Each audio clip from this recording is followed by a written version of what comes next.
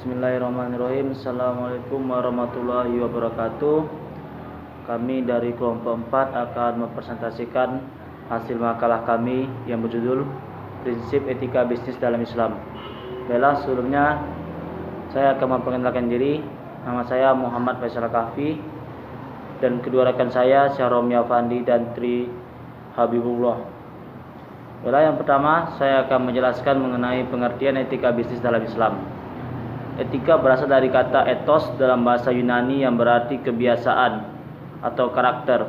Etika merupakan studi sistematis tentang tabiat, konsep, nilai, baik, buruk, harus, benar, salah, dan lain sebagainya. Dan prinsip-prinsip umum yang membenarkan kita untuk mengaplikasikannya atas apa saja. Etika bagi seseorang terwujud dalam kesadaran moral yang memuat keyakinan benar dan tidak sesuatu. Perasaan yang muncul bahwa ia akan salah bila melakukan sesuatu yang diyakininya tidak benar. Etika bisnis sebagai seperangkat nilai tentang baik, buruk, benar, salah dalam dunia bisnis berdasarkan prinsip-prinsip moralitas. Dalam arti lain, harus komit padanya dalam bertransaksi. Etika bisnis Islam secara sederhana mempelajari etika dalam bisnis berarti mempelajari tentang mana yang baik, buruk, benar, salah, wajar, tidak wajar, pantas, tidak pantas dari perilaku manusia. Kemudian dalam kajian etika bisnis Islam, susunan di atas ditambah dalam halal dan haram, sebagaimana disinyalir oleh Hussein Sahatah, di mana beliau memaparkan sejumlah perilaku etis bisnis akhlak al-Islamiyah yang dibungkus dengan batasan syariah. B. Prinsip etika bisnis ekonomi Islam. Ada 6 prinsip etika bisnis ekonomi Islam. Di antaranya adalah yang pertama, tauhid. Alam semesta termasuk manusia adalah milik Allah yang memiliki kemahakuasaan sempurna atas makhluk-makhluknya. Konsep tauhid berarti Allah sebagai Tuhan yang Maha Esa menetapkan batas-batas tertentu atas perilaku manusia sebagai khalifah untuk memberikan manfaat pada individu tanpa mengorbankan hak-hak individu lainnya. Masadul Alam Qauduri dalam pemaparannya menyatakan bahwa Ibnu Arabi dan para filsuf atomis meyakini bahwa mencermati keberaturan segala sesuatu di alam semesta ini berarti dapat menembus esensi dari keesaan Tuhan. Hal ini berarti pranata sosial, politik, agama, moral, dan hukum yang mengikat masyarakat. Berikut perangkat institusionalnya disusun sedemikian rupa dalam sebuah unit bersistem terpadu untuk mengarahkan setiap individu sehingga mereka dapat secara baik melaksanakan, mengontrol, serta mengawasi aturan-aturan tersebut. Berlakunya aturan ini selanjutnya akan membentuk etikal organisasional tersendiri pada ekosistem individu dalam melakukan aktivitas ekonomi. Aturan-aturan itu bersumber pada kerangka konseptual masyarakat dalam hubungan horizontal dengan kehidupan sesama manusia dan alam semesta secara keseluruhan untuk menuju tujuan akhir yang sama. Semua manusia tergantung pada Allah Subhanahu wa taala. Semakin ketat ketergantungan manusia pada Allah, maka akan semakin dicintainya.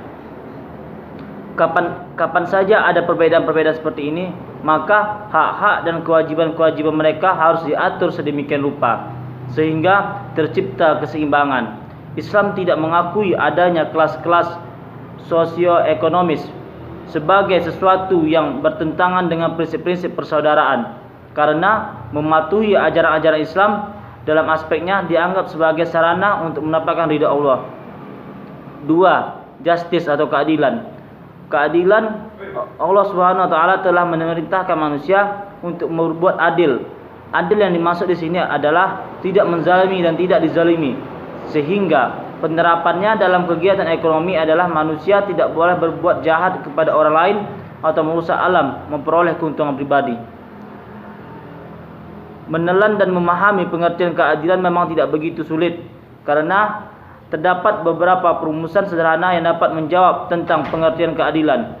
Namun, untuk memahami tentang makna keadilan, tidaklah semudah membaca teks pengertian tentang keadilan yang diberikan oleh para pakar, karena keadilan berbicara tentang makna, berarti sudah bergerak dalam tataran filosofis yang perlu perenungan secara mendalam sampai pada hakikat yang paling dalam. Berikut pengertian keadilan menurut para filsuf dan para ahli hukum. Plato. Menurut Plato, keadilan hanya dapat ada di dalam hukum dan perundang-undangan yang dibuat oleh para ahli yang khusus memikirkan hal itu. Untuk istilah keadilan, Plato menggunakan kata Yunani dikaisune, yang berarti lebih luas, yaitu mencangkup moralitas individual dan sosial. Penjelasan tentang tema keadilan diberi ilustrasi dengan pengalaman saudagar kaya bernama Cephalus. Saudagar ini menekankan bahwa keuntungan besar akan didapat jika kita melakukan tindakan tidak berbohong dan curang. Adil menyangkut relasi manusia dengan yang lain.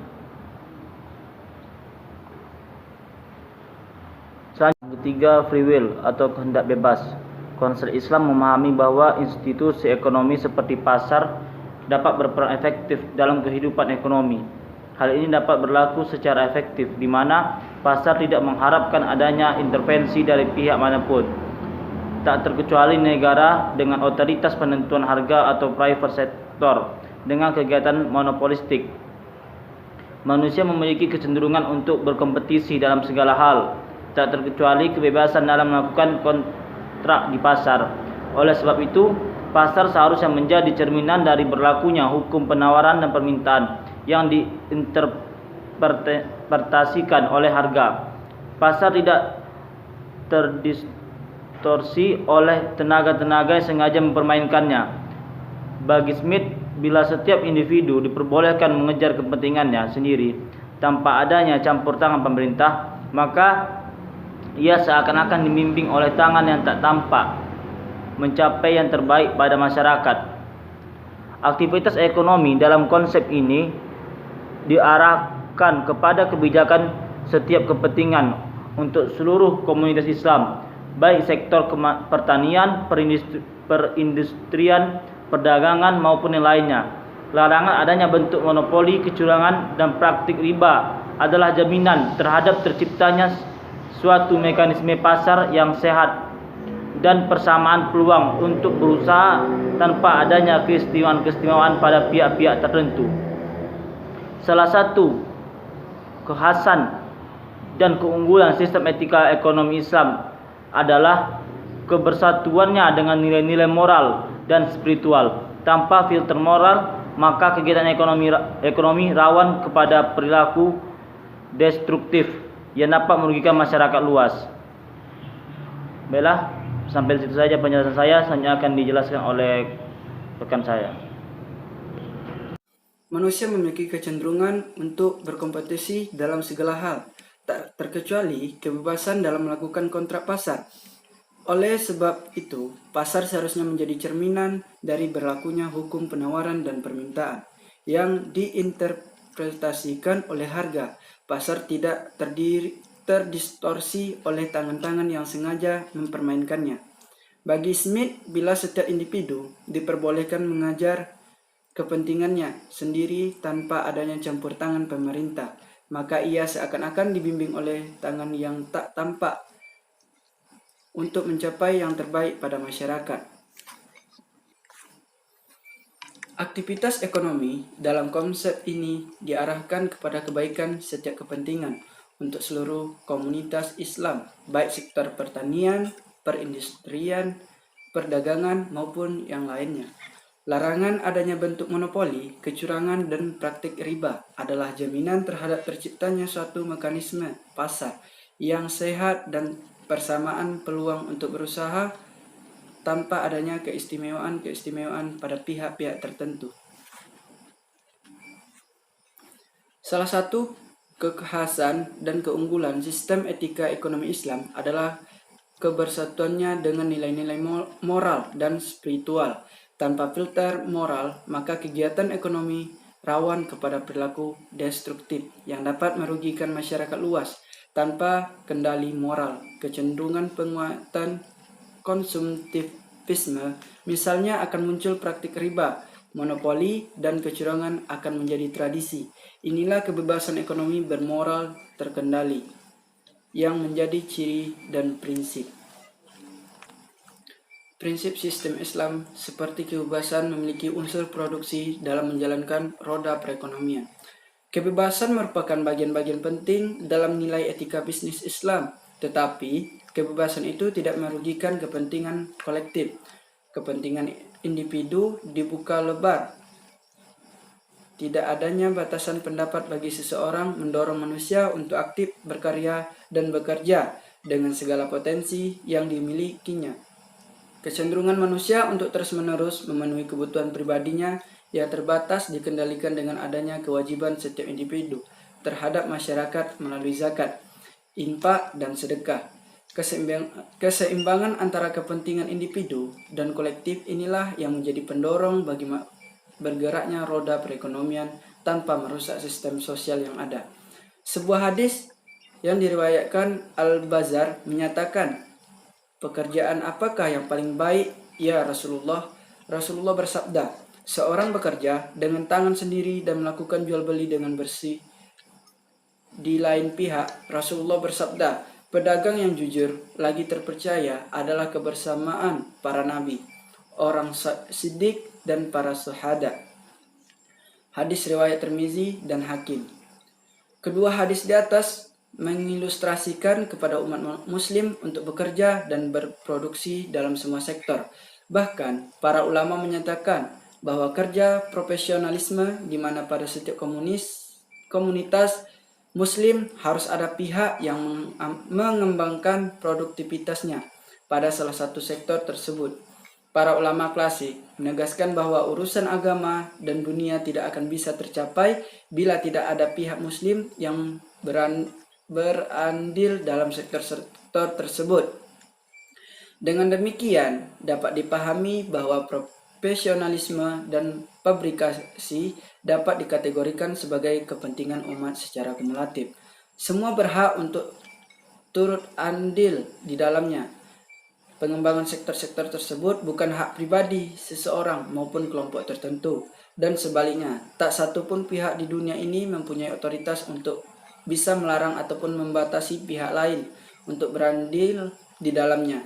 Menurut Ibnu Khaldun dan Al-Shatibi, keduanya sepakat bahwa pembatasan pada aktivitas produksi oleh pihak-pihak tertentu, tak terkecuali pemerintah, untuk tujuan monopolistik adalah inti dari pemahaman modern akan monopoli itu sendiri. Apalagi jika hal tersebut ditunjukkan untuk kepentingan pihak-pihak tertentu. Namun demikian harus dipahami dengan cermat dan digaris bawahi. Bila saja pembatasan tersebut ditunjukkan untuk kepentingan umat, maka hal ini dapat ditolerir karena kaidah dianut kemudian dikembalikan kepada kaidah umum dalam Islam. Atau dalam bahasa dapat ditegaskan bahwa kepentingan umum inilah yang menjadi alasan untuk memberikan ruang toleransinya. Menurut hemat penulis, jika para ulama memerangi perilaku monopolistik pada industri dan kerja profesional, maka sudah barang tentu mereka juga akan mempunyai opini yang sama pada aktivitas ekonomi di pasar. Dapat diasumsikan sebagai sebuah kezaliman bila membatasi transaksi jual beli dan menutup pasar untuk pihak-pihak tertentu atau yudifikasi yang melarang sebuah industri, barang maupun jasa untuk masuk pasar, atau adanya tindakan penimbunan komoditas industri tertentu, barang maupun jasa pada sebuah pasar. Dalam hal di atas, otoritas pemerintah harus bisa berperan untuk mengansur pihak-pihak yang melakukan praktik-praktik monopolistik. Namun di sisi lain, Ibnu Khaldun mengilustrasikan bahwa sangat berbahaya bagi pemerintah jika monopoli pasar dengan mempersempit ruang industri dan perniagaan rakyatnya.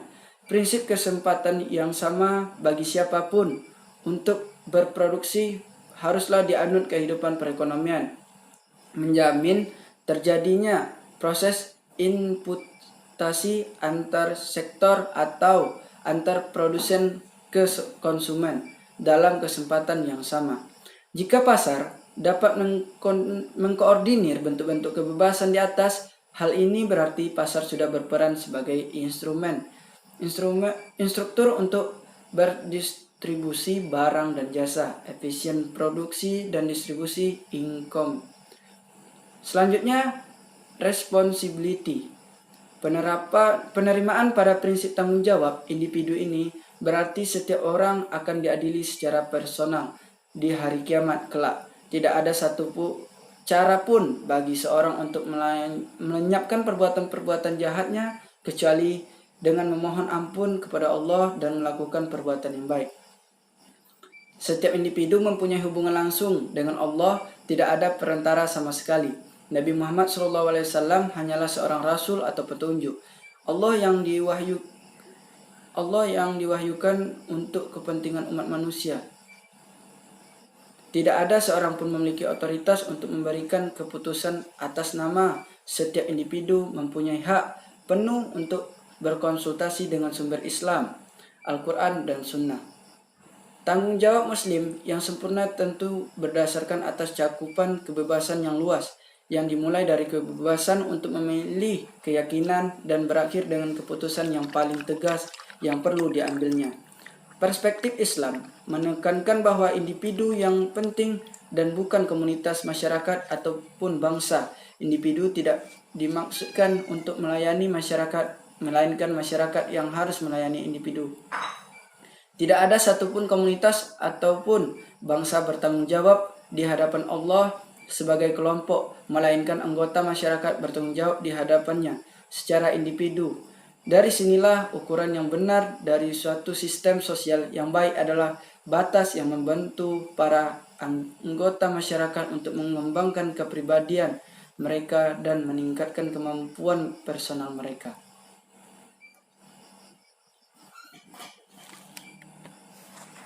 Harus bisa berperan untuk mengansur pihak-pihak yang melakukan praktik-praktik monopolistik. Namun di sisi lain, Ibnu Khaldun mengilustrasikan bahwa sangat berbahaya bagi pemerintah jika monopoli pasar dengan mempersempit ruang industri dan perniagaan rakyatnya. Prinsip kesempatan yang sama bagi siapapun untuk berproduksi haruslah dianut kehidupan perekonomian, menjamin terjadinya proses inputasi antar sektor atau antar produsen ke konsumen dalam kesempatan yang sama. Jika pasar dapat mengkoordinir bentuk-bentuk kebebasan di atas, hal ini berarti pasar sudah berperan sebagai instruktur untuk berdistribusi barang dan jasa, efisien produksi dan distribusi income. Selanjutnya, responsibility. Penerimaan pada prinsip tanggung jawab individu ini berarti setiap orang akan diadili secara personal di hari kiamat kelak. Tidak ada satu cara pun bagi seorang untuk melenyapkan perbuatan-perbuatan jahatnya kecuali dengan memohon ampun kepada Allah dan melakukan perbuatan yang baik. Setiap individu mempunyai hubungan langsung dengan Allah, tidak ada perantara sama sekali. Nabi Muhammad SAW hanyalah seorang rasul atau petunjuk Allah yang diwahyukan untuk kepentingan umat manusia. Tidak ada seorang pun memiliki otoritas untuk memberikan keputusan atas nama. Setiap individu mempunyai hak penuh untuk berkonsultasi dengan sumber Islam, Al-Quran dan Sunnah. Tanggung jawab Muslim yang sempurna tentu berdasarkan atas cakupan kebebasan yang luas, yang dimulai dari kebebasan untuk memilih keyakinan dan berakhir dengan keputusan yang paling tegas yang perlu diambilnya. Perspektif Islam menekankan bahwa individu yang penting dan bukan komunitas masyarakat ataupun bangsa. Individu tidak dimaksudkan untuk melayani masyarakat, melainkan masyarakat yang harus melayani individu. Tidak ada satupun komunitas ataupun bangsa bertanggung jawab di hadapan Allah sebagai kelompok, melainkan anggota masyarakat bertanggung jawab di hadapannya secara individu. Dari sinilah ukuran yang benar dari suatu sistem sosial yang baik adalah batas yang membantu para anggota masyarakat untuk mengembangkan kepribadian mereka dan meningkatkan kemampuan personal mereka.